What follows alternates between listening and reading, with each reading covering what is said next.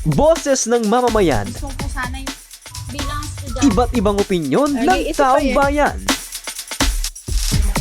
Ang gusto ko talagang Ating alamin sa Kalye Survey. Siyempre, ginagalang natin yung mga karapatan ng bawat simbahan, di ba?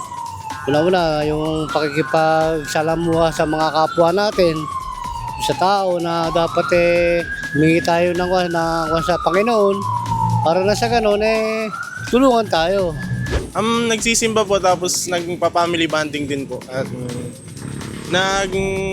minsan po outing po kami sa dagat, ganun po. Dahil nagpapakain po kami sa pabata po. Saka nag-outing din po, tumalab sa... Sa bahay lang po, nanonood-nood lang po ng pinapalabas sa TV po. Kuminsan lang po, kapag po nagaya po yung family po. Kasi po ngayon, trabaho po si Papa po. So dalawa lang po kami ng kapatid ko sa bahay po. Sa mga beach po, mga ganun. Tapos, nag-outing po kasi naman nung nakaraan sa nagbulakan po kami.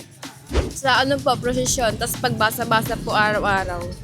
Pagbasa ng? Yung sa libro po, Sa pasyon. Mabasa ka pasyon?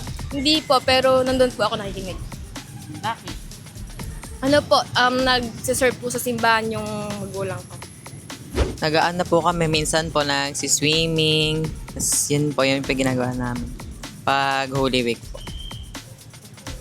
Tapos pag may mga procession po, nanonood po.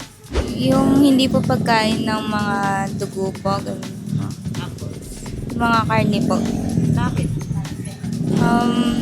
Kasi po party na rin po yan ng yung kay Jesus po. Nagkukan po, like para sumasama po sa daan ng cross po. Nagpipilitin? Yes po. Yung naglalakad po ng kilometro po. Ganun po. Tapos like parang nagsaserve po sa simbahan. Yung Bakit? Kan po.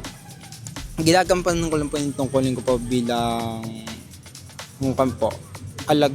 Hindi po alagad ng Diyos, siguro sabihin po natin. Kasi yung alagad po ng Diyos parang napakataas po Kasi para sa akin po, kinoconsider ko po yung sarili ko na ay alipin ng Diyos. Yun po. Boses ng mamamayan, Gusto ko sana yung bilang estudyante. iba't ibang opinyon ng taong bayan. ang gusto ko talagang Ating alamin sa Kalye Survey.